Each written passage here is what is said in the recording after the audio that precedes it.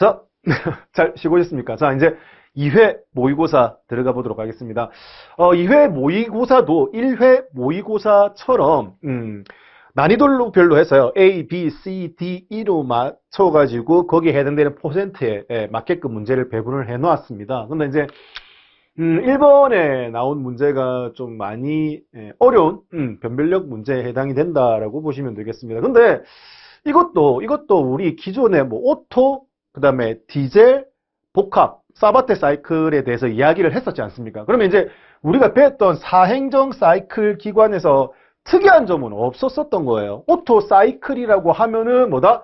정적 구간이 있었죠. 정적, 그 다음에 디젤은 정압, 복합은 뭐 정적, 정압 같이 있다라는 개념이지 거기에 뭐 압축되는 압력과 폭발되는 압력을 압축비를 다르게 한다라는 개념은 없었지 않습니까? 그래서 이 문제를 본다라면 내가 오토 그다음에 디젤 사바테는 이런 특이점이 없었기 때문에 이거 밀러 사이클일 거야라고 해서 대충 개념을 안다라고 하면 앞에 배웠던 이론적 개념이 확실하게 정립이 되어 있다라면 안 봤던 거니까 안 봤던 거기 때문에 답을 2번 밀러 사이클로 결정을 할 수 있다라는 부분인 거죠. 그래서 이 부분을 제가 재작년부터 관련된 문제를 이제 기출 문제 이게 나올 수 있을 거라고 생각을 해서 이제 한 번씩 모의고사에 출제를 하긴 했었는데 이게 이제 경기도 2023년이죠. 2023년 경기도 문제 유사한 문제가 나왔습니다.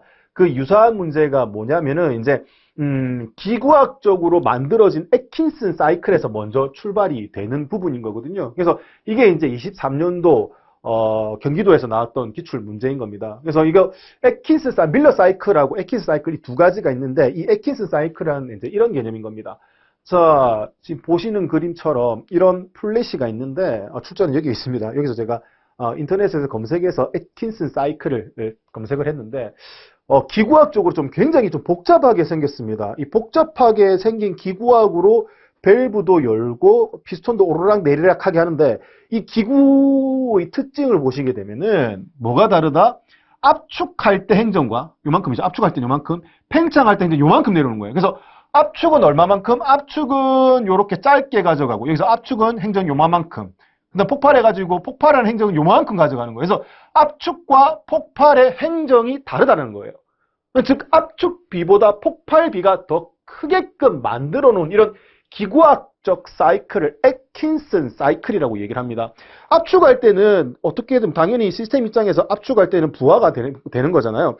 다른 행정에서 폭발해서 움직이는 힘으로 얘가 압축은 하지만 압축하면서 어떻게 동력이 손실을 가져갈 수밖에 없다는 개념이거든요. 그래서 그 압축이 손실이 있는 건 짧게 가져가고 폭발해가지고 동력을 쓰는 거는 길게 가져가겠다는 그 기구학적 사이클을 우리 이제 애킨슨이 고안을 해서 애킨슨 사이클이라고 하는데 효율이 엄청나게 좋아집니다. 효율이 좋아지는 반면에 이렇게 복잡한 기구학적 구성 요소를 가지고 있기 때문에 상용화시키기는 쉽지가 않았다는 개념인 겁니다. 근데 이제 하이브리드 시스템이 들어오게 되면서 하이브리드 같은 경우는 전기차의 시스템도 포함이 되고 있고 기존에 이제 내연기관 시스템도 같이 들어가지 않습니까? 근데 그 내연기관 시스템이 그렇게 출력이 높을 필요가 없다라는 개념이에요. 그래서 내연기관, 하이브리드 자동차에 들어간 내연기관에는 이런 애킨슨 사이클을 응용하면 좋겠다라고 해서 지금 현재 응용한 사이클이 뭐다?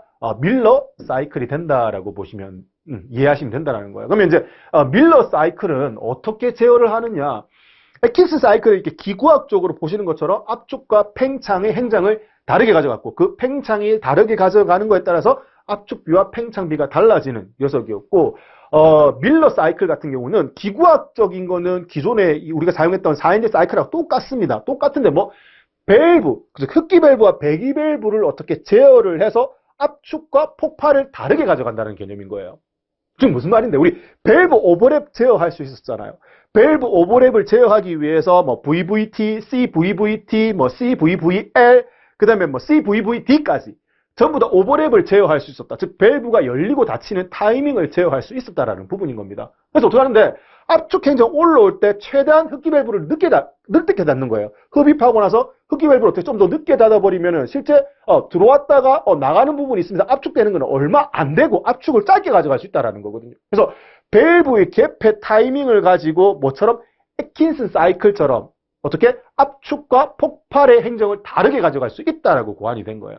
그래서 어떻게 보면 애킨슨 사이클을 더 어떻게 개발해서 진일보화시켜서 밸브 타이밍으로 만든 게 뭐다? 밀러 사이클이라는 개념인 겁니다. 그래서 현재는 대부분 다 뭘 사용하고 있다? 밀러 사이클을 사용을 하고 있다. 이렇게 이해를 해두시면 좋겠습니다. 그래서 경기도에서 나온 기출문제를 보시게 되면은 엔진의 기본 사이클을 설명한 것으로 옳지 않은 것을 골라라라는 개념이었었습니다. 옳지 않은 것. 자, 애킨스는 아까 그 플래시에서 보셨던 거죠. 팽창 행정이 뭐야? 압축 행정보다 더 크다. 압축은 짧게 폭발해가지고 팽창하는 걸 더 길게 가져가는 기구학적 사이클이다. 맞는 내용인 거고요. 자, 밀러 사이클은 밸브 개폐 시기로 제어한댔었어요. 그래서 팽창하는 비율이 압축하는 비율보다 더 크다라는 개념인 거죠. 이거 역시 뭐 밸브가 열리고 닫히는 개념으로 압축과 팽창을 제어한다라는 얘기인 겁니다. 행정으로 따지면은 원래 압축 하사점에서 상사점으로 올라오는 게 전부 다 압축 아닙니까? 라고 하지만 이건 압축비, 즉 압축이 직접 걸리는 압력부터 측정을 해야 된다는 개념인 겁니다. 그래서 밀러 사이클은 팽창비가 압축비보다 훨씬 더 크게 제작이 된 겁니다. 밸브 제어로. 자, 애킨슨 사이클은 기계적인 구조가 아니죠. 애킨슨 사이클이 뭐다? 기계적인 구조를 가지고 압축과 팽창의 비를 제어를 했던 거고요. 그 다음에 이제 밀러 사이클이 아까 얘기한 밸브 개폐로 제어를 한다. 이렇게 보시면 되겠죠. 그래서 요게 틀렸죠. 애킨슨 사이클은 기계적 구조가 아닌 밸브 개폐 타이밍으로 조절한다. 이게 애킨슨이 아니라 뭐다? 밀러에 대한 설명이다. 이렇게 보시면 좋겠습니다.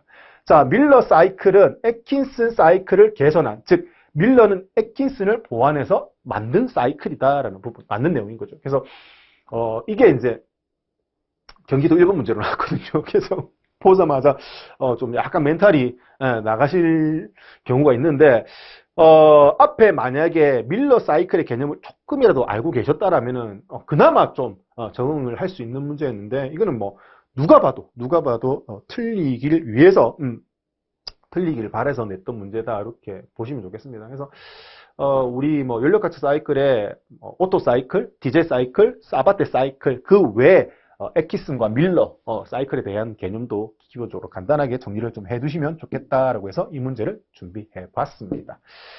자, 그 다음에 이것도 제가 좀 응용해서 문제를 좀 내봤는데 경기도 같은 경우는 워낙 지역적인 문제가 많이 나와서 이 부분도 충분히 응용을 해서 나올 수 있을 것 같다라는 생각이 들었다라는 겁니다. 그래서 이 문제를 좀 보시면 많이 제가 좀 꼬아놨습니다. 자, 문제가 뭐냐?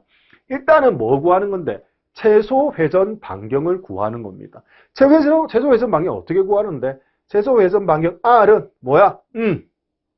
우리 사인 알파분의 축거 플러스 스몰 r로 쓸 수 있었다. 맞죠? 기억나시죠? 자, 사인 알파의 알파는 뭐다? 바깥쪽 바퀴의 꺾인 각, 최대 꺾인 각, 최소 회전 반경 구할 때 L은 뭐다? 축거. 그 다음에 R은 뭐다? 타이어, 바깥쪽 타이어 중심에서 킹핀, 즉 바깥쪽 킹핀 중심에서 바깥쪽 타이어 중심까지 거리를 스몰 r이라고 표현을 한다라고 했었거든요. 근데 우리 보통 계산하기 좋게 여기 알파, 바깥쪽 바퀴 꺾인 각은 30도라고 해서 계산을 좀 쉽게 풀어왔더라는 겁니다.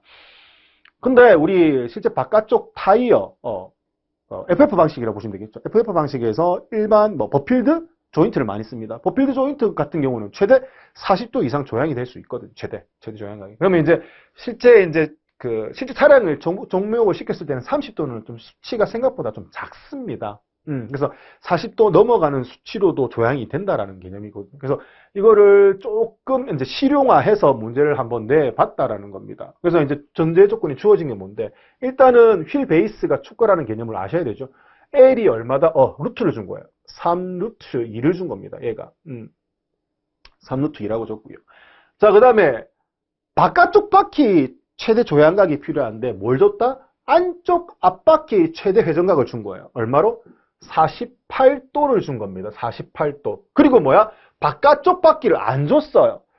내가 정작 필요한 알파의 바깥쪽 바퀴 조향각을 준 것이 아니라 뭘 줬다? 에크먼각을 준 겁니다. 에크먼각. 그럼 에크먼각의 정의를 아셔야 되죠. 우리 기본서의 에크먼 각이 뭔데? 바깥쪽 바퀴의 꺾인 각과 안쪽 바퀴의 꺾인 각의 차이를 뭐라고 한다? 에크먼 각이라고 이야기를 한다. 안쪽 바퀴가 더 많이 꺾인다라고 했지, 구조상. 에크먼 장태 원리상. 그래서 안쪽 바퀴가 얼마? 48도까지 꺾이면 여기 어떻게 3도의 차이를 준 에크먼 각 3도의 차이를 두고 바깥쪽 바퀴가 조금 더 적게 꺾인다. 그래서 바깥쪽 바퀴의 꺾인 각은 얼마? 45도라고 저기서 알 수 있다라는 개념인 겁니다. 그럼 결과적으로 뭘 구해야 된다? 사인 30도가 아니라 뭐가 필요하다? 사인 45도가 필요하다라는 개념인 거예요. 그래서 이거는 이제 뭐 수학적으로 조금 접근이 필요하다라는 부분인 겁니다. 그래서 이제 요거 뒤에 스몰 r은 무시한다라고 주어져 있고요. 그럼 사인 45도가 얼마인데 우리 사인 30도는 알 수 있잖아요. 사인 30도는 얼마다? 2분의 1이다라고 외운 거 기억나시죠? 그런데 그 이유가 이런 삼각형에서 나왔다라는 겁니다. 직각삼각형. 얘가 30도가 되면 직각삼각형이 90도니까 내각은 180도니까 얘가 뭐가 된다? 60도가 되는 거죠. 이런 삼각형이 커지든 작아지든 이 각을 유지하면, 그러니까 이 세 각이 일정하게 유지하게 되면은 삼각형이 커지든 작아지든 길이비가 항상 정해져 있다라는 거죠. 얘가 1이면 얘가 얼마? 2고 얘가 얼마? 루트 3이 된다라는 얘기인 겁니다. 그러면 얘가 커지든 작아지든 얘가 1.73 뭐 이렇게 나가거든요. 1.371 이렇게 나가거든요. 루트 3이. 그러면 커지든 작아지든 이 b는 절대 깨지지 않는다라는 겁니다. 얘가 만약에 10이 됐어. 이게 길이가 커져가 10이 됐어. 그럼 얘가 얼마 된다? 2배인 20이 되고 얘가 얼마가 된다? 17.31이 된다는 개념인 겁니다. 이 b는 절대 안 깨진다고요. 이게 직각삼각형의 삼각함수와 관련된 이야기인 거라는 거죠. 거기서 필요한 게 뭔데? 사인이니까 빗변분의 높이라고 해서 비율이 얼마? 빗변분의 높이 2분의 1 이렇게 표현이 된 거고요. 만약에 45도가 되면 사인 45도가 필요한 거잖아요. 지금 바깥쪽 바퀴가. 그럼 여기 직각이고 여기가 얼마다? 45도가 되면 90도에 여기도 얼마? 똑같이 45도가 되어야지 더하면 90, 180도가 된다라는 개념인 거죠. 그러면은 보시는 바와 같이 요 길이 끼인 각이 안쪽에 끼인 각이 같기 때문에 얘가 1이면 얘도 1일 수밖에 없다라는 거죠. 근데 이런 직각삼각형은 길이비가 정해져 있어요. 1대 1대 루트 2라고 정해져 있거든요. 이도 그럴 수밖에 없는 게 빗변의 제곱은 그러니까 뭐 가로 제곱 더하기 높이 제곱은 뭐야? 빗변의 제곱하고 똑같다라는 개념이 피타고라스의 정의지 않습니까? 그래서 요거 없으면 요걸 구한다라고 보면 이게 얼만데? 가로 1의 제곱 더하기 높이 1의 제곱은 뭐야? 내가 구하려고 하는 x의 제곱이 된다라는 개념인 거죠. 그러면 이제 얘는 얼만데? 1이니까 2가 되는 거죠. 그러면은 뭐가? x를 제곱했을 때 2가 나올 수 있는 게 뭐다? 루트 2 곱하기 루트 2 하면은 요거 곱해져가 2가 나올 수 있기 때문에 x는 뭐가 된다? 루트 2가 되어서 1대 1대 루트 2의 비율을 가진다라고 볼 수 있는 겁니다. 그래서 결론적으로 뭐냐? 사인 45도가 얼마인지 아느냐? 사인 45도의 길이비가 얼마인지 아느냐? 그 개념인 거예요. 그러면 결과적으로 사인 45도는 얼마인데 빗변분의 높이기 때문에 루트 2분의 1이 된다라고 정리를 해두시면 되겠습니다. 그래서 여기 3루트 2를 준 거예요. 계산하기 편하게 하려고요. 그러면 결과적으로 다시 정리를 한번 해보죠. 자, 그러면 R은 자 얼마인데 사인 45도가 루트 2분의 1이 되고요. 자, 위에 축거가 얼마인데 1분의 3 루트 2하고 같아진다라는 거죠. 그러면 번분수잖아요. 번분수 어떻게 요거 곱한 거 분의 요거 곱한 것으로 해결할 수 있으니 요거 1 곱하기 1은 1이니까 1분의 요거 곱한 거니까 3 루트 2 곱하기 루트 2가 되거든요. 루트 2 어떻게 두 개 곱해지면 그냥 2가 나오거든요. 그러면 결과적으로 2, 3은 6 해가지고 결과적으로 최소 회전 방향 얼마가 나온다? 6m가 나온다라는 부분인 겁니다. 그래서 여기서 정말 수학적으로 좀 어렵게 접근을 했습니다. 좀 힘들게 나름 꼬아서 낼 수 있는 부분은 최대한 꼬아서 낸 겁니다. 근데 여기에 많은 내용이 들어가 있어요.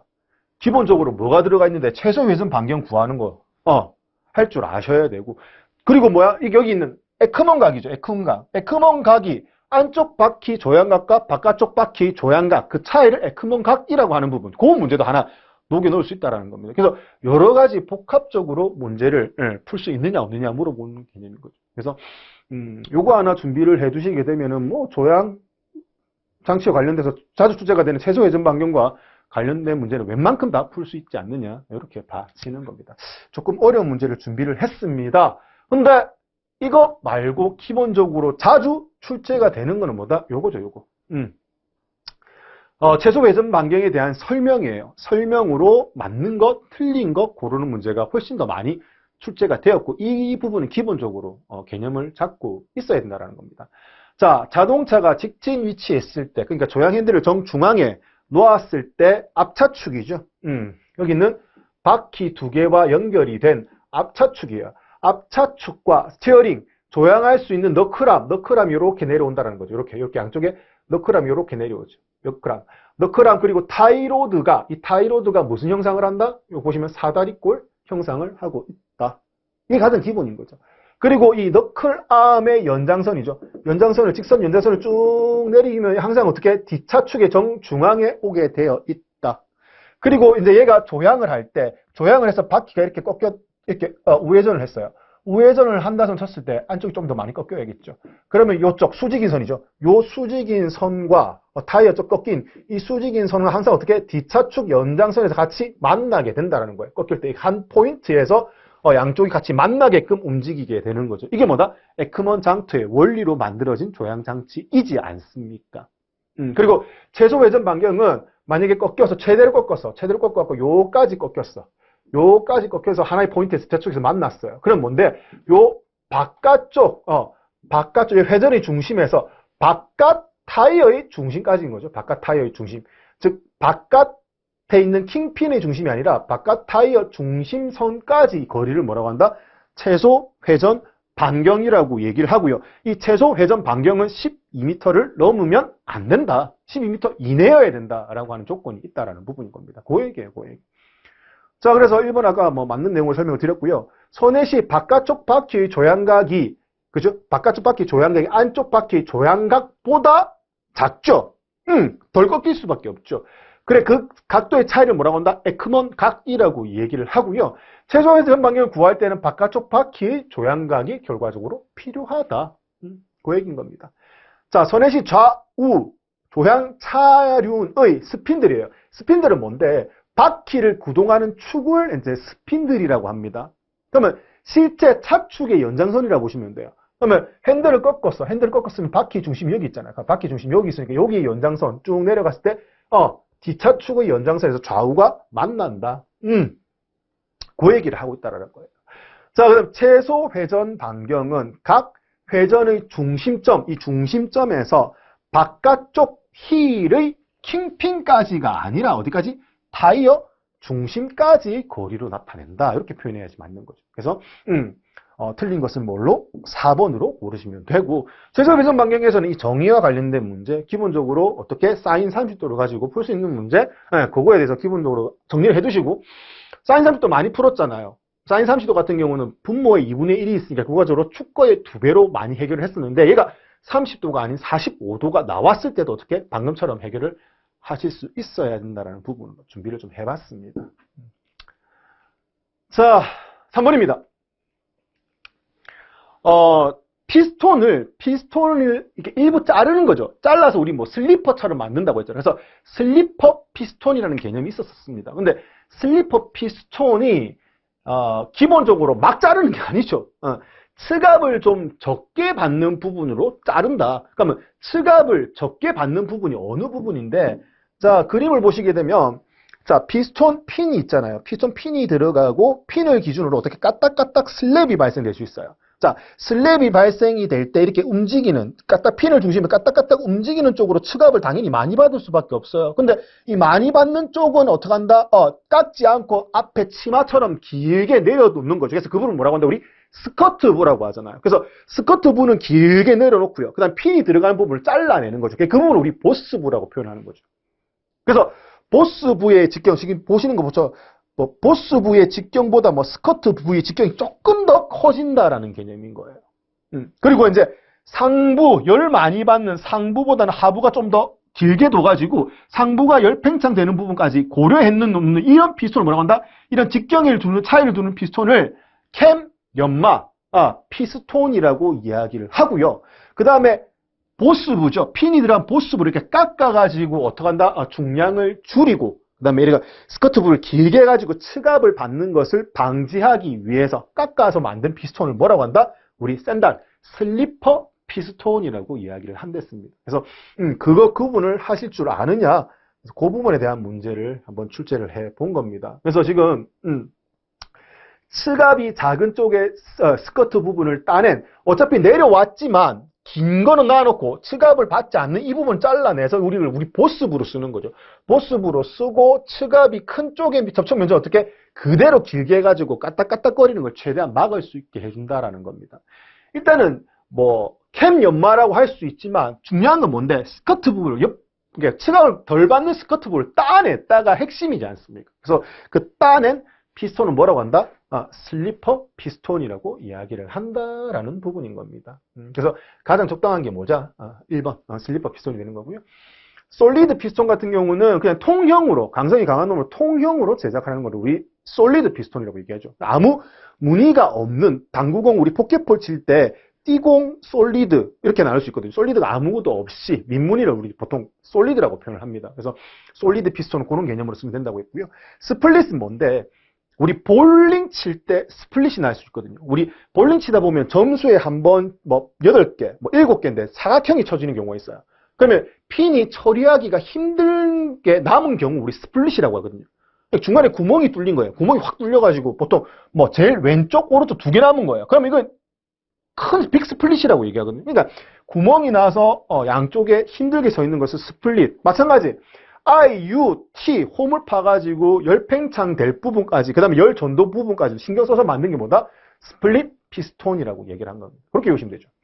자, 옵셋은 뭔데? 중심을 약간 트는 것을 우리 항상 옵셋이라고 표현했잖아요. 그래서 옵셋 피스톤을 두게 되면은 크랭크 축의 중심과 피스톤 핀의 중심을 이렇게 옵셋을 시켜가지고 까딱까딱 상부에서 센터가 맞아가 확 흔들리는 슬랩을 까딱까딱거리는 걸 막기 위해 쓰는 것을 뭐라고 한다? 옵셋 피스톤이라고 얘기를 하죠. 휠에서도 뭘 쓸 수 있다? 옵셋을 쓸 수 있잖아요. 그래서 마이너스 옵셋이라고 하면은 차트에서 휠이 좀 많이 나가 있는 형상. 그걸 이제 그것도 중심에서 벗어났기 때문에 옵셋이라고 표현을 한다라는 부분도 같이 좀 정리를 해주시면 좋을 것 같아요. 어차피 우리 용어의 싸움이잖아요. 그거예요. 자, 이제 그런 비슷한 유형의 문제로 좀 자주 나오는 것들 하나 더 구성을 해봤습니다. 그래서 지금 보신 것처럼 피스톤에 관련된 내용으로 거리가 먼 것을 고르라고 있고요. 관성력을 작게 하기 위해서 측압을 받지. 이거 방금 얘기했던 거잖아요. 잘라낸 것을 우리 슬리퍼, 샌들, 슬리퍼 피스톤이라고 외우시면 된다고 있고요. 자, 단행정, 행정이 짧아. 행정이 짧기 때문에 어떻게 직경은 당연히 커질 수밖에 없죠. 단행은 사이클 엔진이니까. 이렇게 제작이 될 수밖에 없습니다. 자, 열팽창을 고려해 보스부의 직경을 스커트부의 직경의 차이, 직경의 차이를 뭐라고 하나 우리 캠 연마 피스톤이라고 얘기했던 부분이지 않습니까? 그렇죠?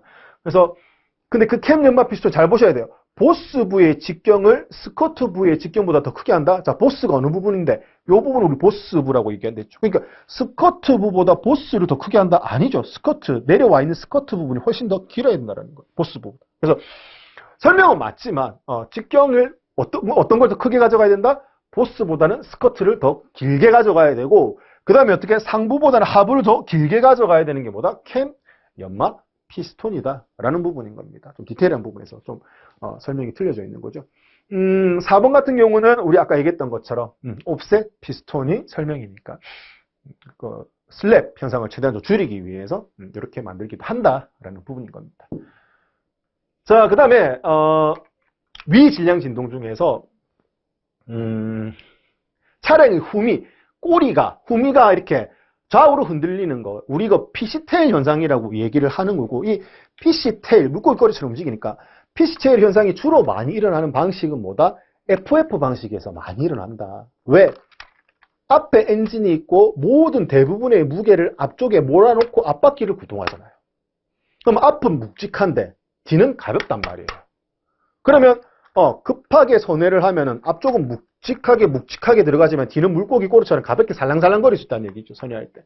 그래서 FF 방식에서 피스테일 현상 이런 현상이 자주 일어나고 이런 피스테일 현상에 가까운 게 뭐냐라고 물어보는 거예요. 그럼 어떻게 이 꼬리가 흔들린다고 생각해 보세요. 그러면 중심을 기준으로 이렇게 흔들리는 거니까. Z축 기준으로 이렇게 흔들린 거, 회전 운동을 뭐에 가까운데? 우리 요잉에 가깝지 않습니까? 요잉. 그래서, 주행하면서 갑자기 핸들을 조작하면서 차체의 중심이 틀어지는 거, 언더스티어, 오버스티어링 나지 않게끔 브레이크를 각각 제어하기 위해 사용하는 시스템 VDC라고 얘기를 했고, 이 차량 자세 제어 장치 VDC의 요잉을 측정하는 요 레이트, 요잉의 비율이죠. 요 레이트를 써가지고, 레이트 센서를 써서 이렇게 회전하는 회전율을 감지할 수 있다라는 부분까지 같이 연장을 해서 정리를 해두시면 좋겠다라는 겁니다. 그러면 이 문제에서 일단 요구하는 답은 뭐다? 스프링 위잖아요. 스프링 위 질량 진동에서 Z축 기준으로 회전하는 운동이기 때문에 답은 뭐가 된다? 요잉이 된다라고 보시면 되겠고, 근데 비슷한 유형에 자주 출제 나오는 겁니다. 이건 진짜 정말 자주 출제 나오는 거니까 이것도 잘 두셔야 한다라는 겁니다. 우리 조향장치 끝에 있었던 내용이지 않습니까? 마찬가지 그림을 놓고 X, Y, Z를 주는 겁니다. 그래서 X축 기준으로 이렇게 회전하는 운동을 우리 뭐라고 하는데 스테빌라이저가 필요한 거죠. 롤링을 잡아준다라고 얘기했던 부분인 거고요. Y축은 전부 다 야구 용어지 않습니까? 스프링 위 질량 운동에서 뭐라고 한다? 우리 피칭이라고, 야구 용어 피칭. 그 다음에 스프링 아래를 뭐라고 한다? 와인드업이라고 얘기를 한댔죠. 그래서 스프링 위이기 때문에 Y축 기준으로 하는 것을 우리 피칭이라고 표현하면 되고요. Z축을 기준으로 하는 회전 운동, 우리 방금 풀었던 것처럼 Z축 기준으로 회전 운동하는 걸 뭐라고 한다? 요잉이라고 이야기를 한다.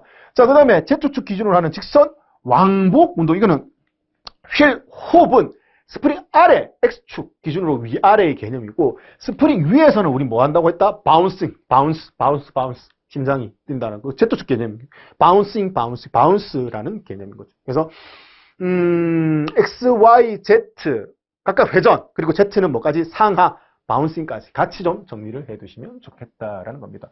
많이 출제됐던 문제인 겁니다. 그래서 앞에 문제를 풀더라도 이건 기본 문제는 반드시 좀 챙겨가야 된다라는 부분에서 같이 묶어서 정리를 해봤습니다.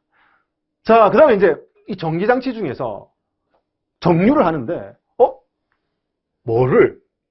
교류를 직류로 정류하는 기능을 가진 걸 물어보는 겁니다. 자석에다가 코일을 붙였다 뗐다 하든지, 아니면 코일에다가 자석을 붙였다 뗐다 하든지, 어떤 상황이든 간에 렌츠의 법칙에 의해서 코일에서는 뭐가 생긴다?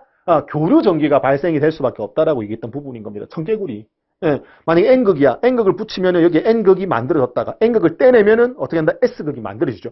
NS 계속 붙였다 뗐다를 반복하게 되면서 교류 전기가 만들어지는 거고, 이 교류 전기 가지고 어떻게 배터리를 충전할 수는 없잖아요. 배터리가 직류전을 쓰기 때문에. 그래서 만들어진 교류를 직류로 바꾸기 위한 장치에 뭐가 있냐라는 개념인 겁니다. 그럼 충전장치와 관련된 거고, 충전장치에서는 우리 직류발전기부터 먼저 얘기했거든요. 직류발전기가 뭔데, 우리 직류발전기의 구성 요소는 기동전동기하고 똑같다고 했거든요. 그래서 바깥에 있는 계자 철심의 개철, 계자 코일이 감겨있고 그 둘레의 개철이 자석입니다. 자석이고 가운데 전기자 코일을 회전시키는 거죠. 결론적으로는 자석을 두고 코일을 계속 붙였다 뗐다를 반복해서 전기자 코일에 뭐가 만들어진다? 교류 전기가 만들어지게 된다. 그러면 이 전기자 코일에 만들어진 교류 전기를 닫고 있는 브러쉬가 NS 극성 바뀔 때마다 어떻게 전기를 흘려보내는 방향을 반대로 그때그때 바꿔준다는 개념인 거죠. 그래서 직류발전기에서는 기동전동기의 구성요소가 똑같다고 했으니까 브러쉬하고 그 정류자가 뭐를 전기자에서 만들어진 교류 전기를 뭘로? 직류로 바꾸는 역할을 한다. 그래서 정류자와 브러쉬가 무슨 역할을 하는데? AC, 교류 발전기, 만들어진 거를 뭐로? 직류, 배터리 충전할 수 있는 직류로 바꿀 수 있다. 그래서 얘는 직류 발전기에서 교류를 직류로 바꾸는 역할을 한다. 자, 그 다음에 다이오드. 다이오드는 우리 교류 발전기 하면서 엄청나게 얘기 많이 했지 않습니까? 플러스 3개, 마이너스 3개, 여자 다이오드 3개. 기억나십니까? 그 9개의 다이오드. 전부 다 뭐 하는 건데, 교류를 뭘로? 직류로 정류하기 위해서 필요한 녀석들이지 않습니까? 그래서 이 녀석도 뭐야? 교류를 직류로 바꾸기 위해서. 직교인이잖아요. 직교인이니까 직류를 교류로 바꾸기 위해 필요한 게 뭐야? 인버터인 거잖아. 인버터. 친환경 자동차에서. 그래서 얘는 직류를 교류로 만든다. 즉 직류를 교류로 만들어야 할 때는 우리 교류 발전기를 쓰는 거죠. 교류 발전기, 교류 모터지. 교류 모터를 쓸 때, 교류 전동기를 쓸 때 배터리는 직류, 고전압 배터리 직류. 그러면 직류를 교류로 바꿔야지만 교류 전동기를 원활하게 제어할 수 있다. 그때 들어가는 게 뭐다? 인버터인 거죠. 인버터. 그럼 반대로 컨버터는 뭔데? AD 컨버터지 않습니까? AD, 교류를 직류로 바꾸는 게 뭐다? 컨버터라고 얘기했던 부분인 거잖아요. 결론적으로는 교류를 직류로 바꾸는 거는 뭐다? 이거는 직류 발전기, 교류 발전기. 이건 친환경 자동차에서 교류를 직류로 바꾸는 장치. 그래서 기역, 니은, 리을이 뭐가 된다? 교류를 직류로 정류하는 역할을 하게 된다. 자, 콘덴서는 뭔데? 축전기, 전기를 일시 저장하는 역할을 하게 된다.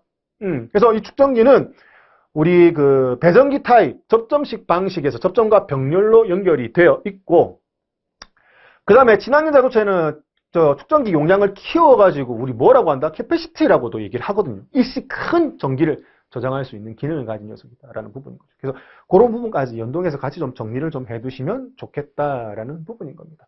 그래서 일단 여기서 요구하는 답은 기역, 니은, 리을을 묶어놓은 3번을 답으로 선택하시면 되겠죠.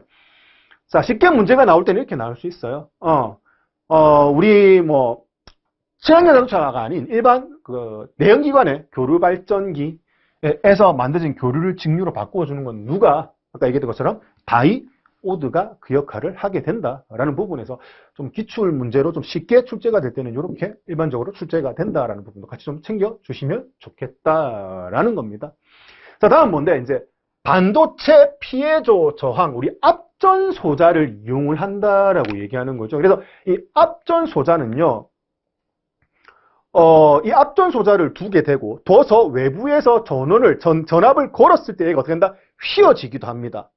즉, 외부에서 전원을 줬을 때 그 전압의 차이에서 휘어지기도 하고, 아니면 이게 앞전 소자를 자체를 휘었을 때 전압의 차이를 휘어진 정도에 따라 전압의 차이를 만들어내는 것이 우리 뭐라고 한다? 앞전 소자라고 이야기를 하는 겁니다. 그래서 이 앞전 소자는 주로 어디에 우리 압력을 측정하는 용도로 많이 활용을 한다는 겁니다. 그래서 우리 압력 측정 우리 어디서 했는데? 자동차에서 압력 측정하는 거, 대기압 센서. 그 다음에 간접 계측 방식이죠. 디제트론에게 맵 센서잖아요. 맵 센서. 맵 센서 같은 경우는 우리 서지 탱크나 흡기 다기관 라인에 붙여가지고 피송이 상사점에서 하사점 내려갈 때 압력이 낮아지는 부분을 간접적으로 측정을 하는 때 활용을 하는 센서였지 않습니까? 근데 이제 이런 자연 흡기식에서는 앞전 소자를 쓰지만 만약에 과급 장치가 있는 디젤 장치 혹은 GDI 시스템, 직분사, 가솔린 직분사에서 과급 장치가 있다. 그러면은 이제 진공이 생기지가 않죠. 왜? 과급기가 공기로 꽉 밀어넣기 때문에 거기서부터는 뭘 못 쓴다? 맵 센서를 쓰기가 어렵습니다. 그래서 자연흡기, 우리 보통 MPI라고 하는 방식에서는 대부분 다 뭘 많이 쓴다?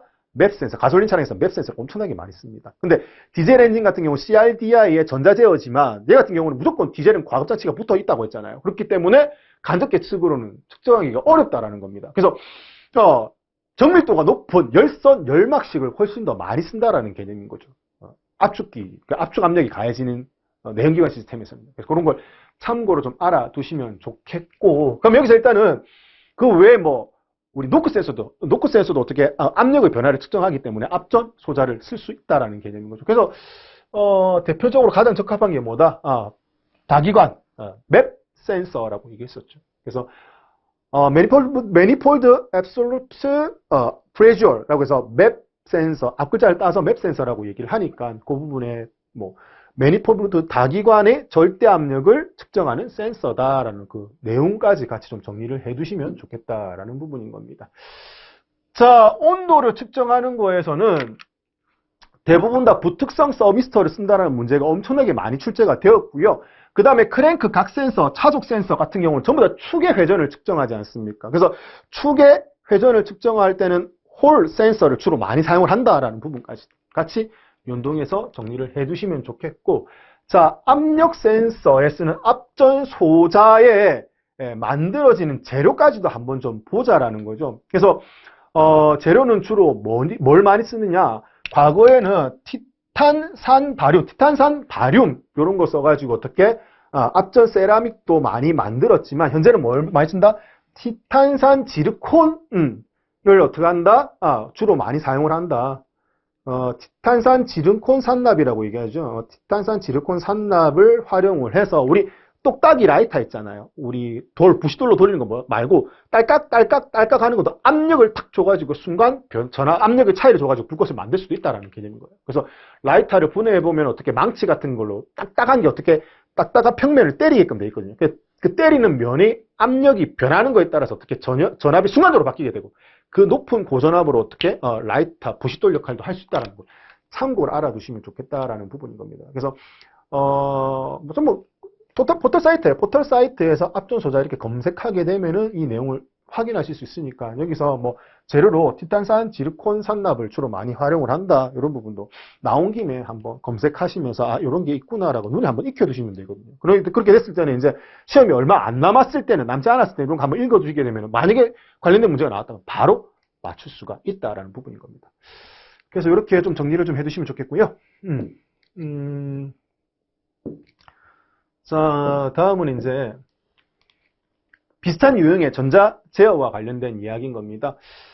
이거는 이제 아까 말씀드린 것처럼 흡기 다기관 내 부압이잖아요. 마이너스 압력을 간접적으로 계측하게 된다.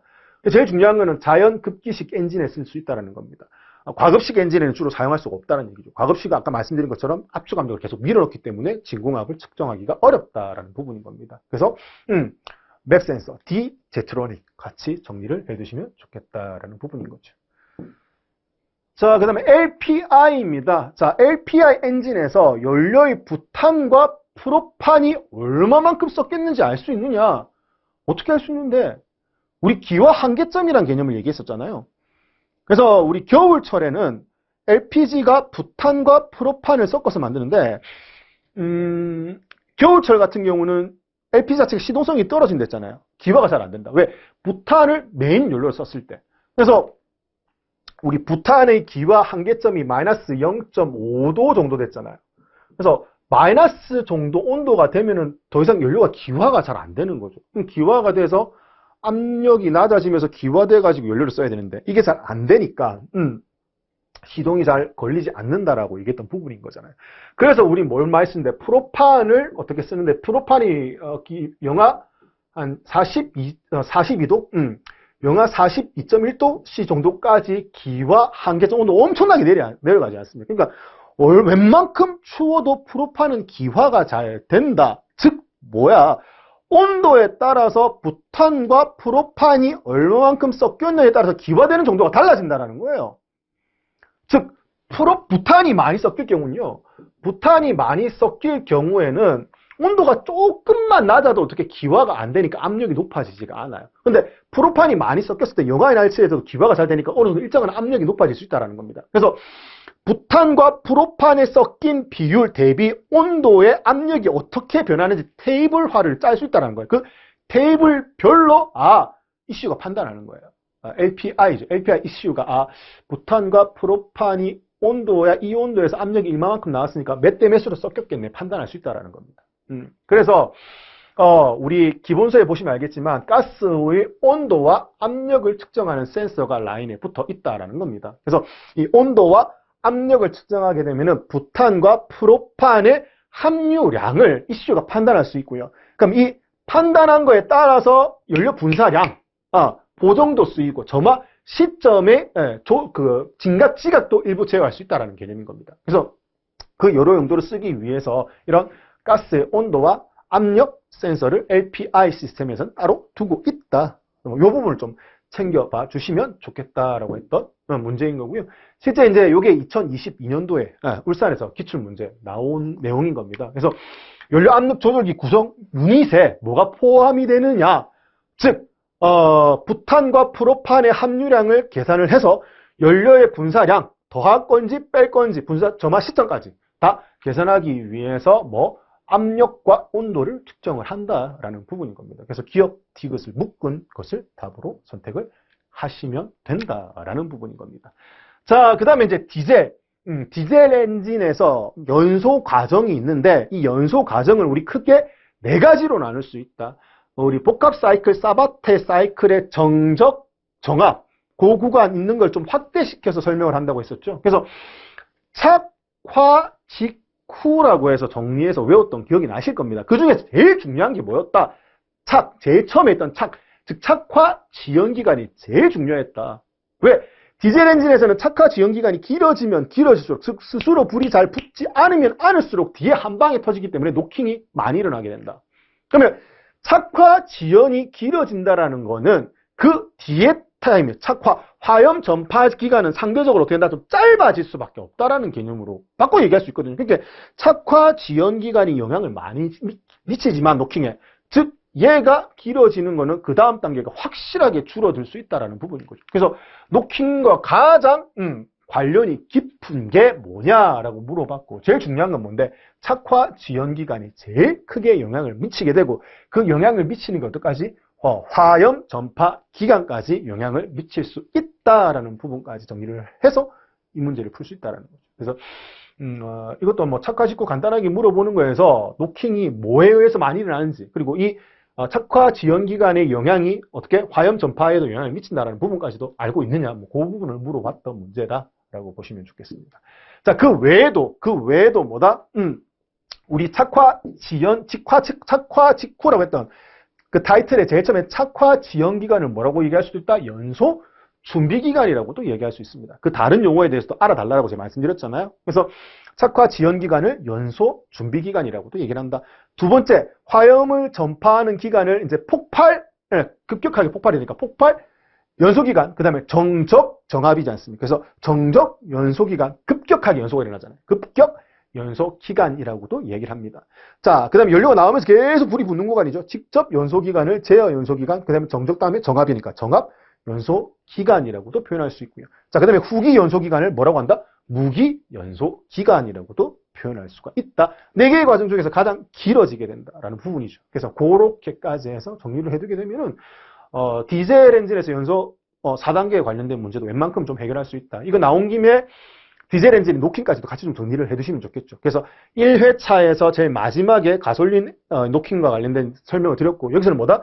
착화 직후까지 정리를 하면서 뭐까지 착화 지연에 관련이 깊은 디젤의 노킹까지도 같이 좀 정리를 해두시면 좋겠다라고 해서 준비를 해봤습니다.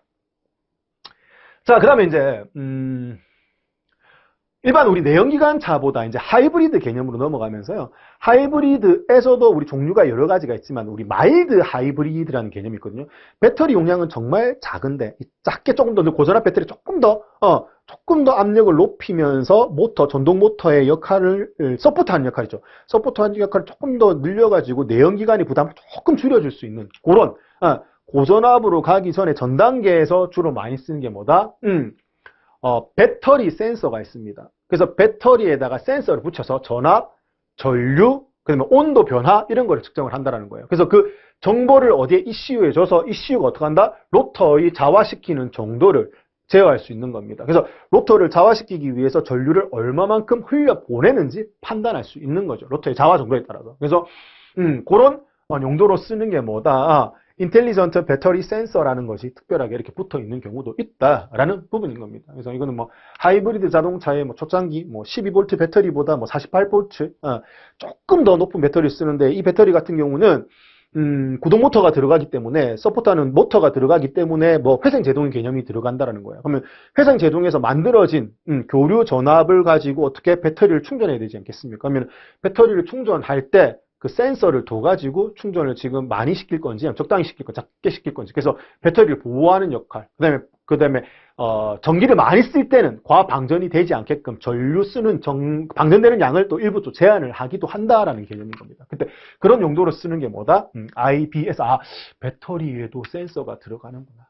그렇게 정리를 해주시면 좋을 것 같아요. 그래서 요거 이용해서 충전 상태, 스테이트 오브 차지, 뭐 이런 개념까지 정보 이슈가 판단할 수 있다라는 부분까지 정리를 해주시면 되겠죠. 그래서 배터리 전압, 전류, 온도값을 측정하는 게 뭐다? IBS, 뭐 이런 녀석이 있구나. 나온 김에 뭐 아이들 스탑 앤 고, 이거는 이제 뭐 잠시 정차 중에 내연기관을 멈추는 거죠. 그래서 배기가스의 유해가스 나오는 것도 줄이고 연비도 좋게 만들겠다, 뭐 이런 개념이었고, 자, AEB는 우리 자동 긴급 제동 장치를 줄여가지고 AEB라고 얘기를 한다. 거리를 측정해가지고 급하게 제동해야 될 때 운전자가 물리적으로 브레이크 밟지 않더라도 긴급 제동하는 역할, 대형차에는 지금 기본적으로 이제 가고 있는 편의 시스템이다라고 보시면 좋겠습니다. 자, 그 다음에 LKS는 차선 이탈 복귀 장치. 이걸 이제 뭐 LKS라고 얘기를 한다. 그래서 이런 용어 나올 때마다 우리 어차피 용어하고 싸움이라고 했기 때문에 바로바로 정리를 해두시면 좋겠습니다. 자, 그 다음에 배터리와 관련된 거 하나 더 정리를 해보자라는 거죠. 그래서 이제 이런 용어들 뭘 뜻하는지 한번 더 보자라는 개념인 거고, RC가 이제 우리 배터리 자체 보유 용량을 얘기하는 겁니다. 우리 리저버 탱크라고 얘기했잖아요. 리저버 탱크는 클러치 액, 브레이크 액 이렇게 일시적으로 모아놓는 통을 리저버 탱크라고 얘기하거든요. 그래서 리저버 캐파시티라고 얘기하는 거는 보유할 수 있는, 보관할 수 있는 이 용량, 이거를 이제 우리 RC라고 얘기를 한다. 배터리에 이런 RC의 개념이 들어간다라고 봐주시면 좋겠고, 그 다음에 콜드 크랭킹 암페어 같은 경우 냉간 시동 전류입니다. 그래서 냉간시 시동하기 위한 전류를 얼마만큼 쓸 수 있느냐, 뭐 이런 개념이다라고 보시면 좋겠고요. 우리 AGM 같은 건 배터리 종류, 그 유리섬유, 흡착성 유리섬유를 쓴다라는 개념, 얘 같은 경우는 밀봉이 되어 있다라는 AGM 배터리. 그래서 뭐 메인터넌스 프리 그 다음 단계에서 요 가격은 좀 비싸지만 훨씬 더 오래 쓸 수 있게끔 내구성이 좋은 AGM 배터리까지 이야기를 했었습니다. 배터리와 관련 없는 게 뭐다? 이거는 제어인 겁니다. 와이드 폭.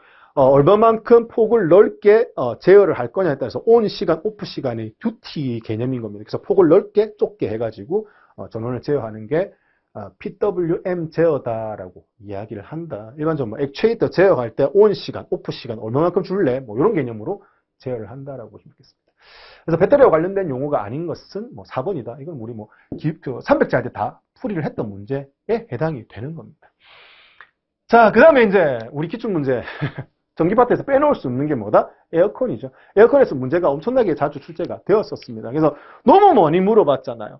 에어컨 냉매의 순환 순서 너무너무 많이 물어봤기 때문에 요거 이제 단독으로 잘 물어보지는 않습니다. 오만 변형과 관련된 문제를 많이 냈거든요. 뭐 그림을 줘가지고 여기 들어갈 거. 그 다음에 뭐 이름도 약간 변형시켜가지고 냉매 순환 순서가 많이 물어봤단 말이에요. 근데 이제 요즘에는 어떻게 나오느냐. 그 냉매 순환 순서에 그냥 하나의 선지에 이 선지가 맞는 내용인지 틀린 내용으로 녹여갖고 넣는 경우가 정말 많더라고요, 이제. 그래서 이제 복합적으로 요것도 물어보고 또 다른 것도 같이 물어볼 수 있다라는 겁니다. 냉매, 뭐 구비조건 이런 거 같이 묶어서 물어볼 수 있다라는 거죠. 그래서 가장 적당한 게 뭐냐라고 물어봤고요. 냉매는 압축기 다음에 뭐다? 응축기로 가야죠. 전방. 응축기, 그 다음에 뭐 건조기 무시하고 일반적으로 내기할 때는 팽창 밸브, 그 다음에 증발기 순으로 돼야 되기 때문에 바뀌었기 때문에 이게 틀렸고요. 냉매는 밀도가 높으면 안 돼요. 밀도가 높게 된다면 알갱이 그만큼 많다는 얘기고 압축이 잘 안 된다는 얘기예요. 그래서 밀도는 낮아야 되고 응축 압력이 밀도가 낮아야지 응축할 때 압력을 그만큼 덜 줘도 된다는 개념인 거죠. 압축기 개념에서는 그만큼 부하가 덜 받을 수 있다는 개념인 겁니다. 자, 팽창 밸브는 교축작용이죠. 한번 모였다가 확 뚫어주는 역할을 할 수 있습니다. 그래서 모이는 스로틀링이라고도 표현합니다. 교축작용. 이걸 이용해서 냉매의 압력도 낮추고 유량도 조절하는 역할을 할 수 있다는 개념인 겁니다. 자, 그 다음에 그래서 3번이 괜찮은 거고요. 응축기의 핀선모 센서는 우리 증발기에 붙어 있잖아요. 맨 마지막에 증발기가 동결하는 것을 방지하기 위해서 감원통의 역할을 하기 위해서 전자제어 시스템이 접목이 되면서 핀선모 센서를 쓴다. 그거는 이게 우리 증발기에 붙어야 된다. 근데 여기 응축기라고 표현했기 때문에 얘가 틀린 내용이다라고 볼 수 있습니다. 자, 그 다음에 기존에 엄청나게 많이 물어봤던 게 뭐다? 냉매 순환 순서다. 냉매 순환 순서 워낙 많이 얘기를 해놓으니까 이제는 뭐다? 압축기 대신에 컴프레셔라는 용어를 많이 쓰게 되고요. 자, 그 다음에 우리 응축기지 않습니까? 응축기를 우리 뭐라고 한다? 콘덴서라고도 얘기를 하고, 건조기를 리시버 드라이어, 팽창 밸브를 익스펜션 밸브, 그 다음에 증발기를 뭐라고 한다? 에바포레이터라고도 얘기할 수 있다는 거죠. 그래서 그 다른 용어도 알고 있느냐라는 부분까지가 거의 확장이 된 최고 마지막 냉매 순환 과정을 알고 있느냐라는 문제인 겁니다. 그럼 여기까지 정리를 하시게 되면은 기본적으로 우리가 꼭 알고 시험 치기 전에 꼭 알아야 할 기본 문제들에서 한 번씩 다 터치를 한다. 이렇게 이해를 해주시면 좋겠습니다.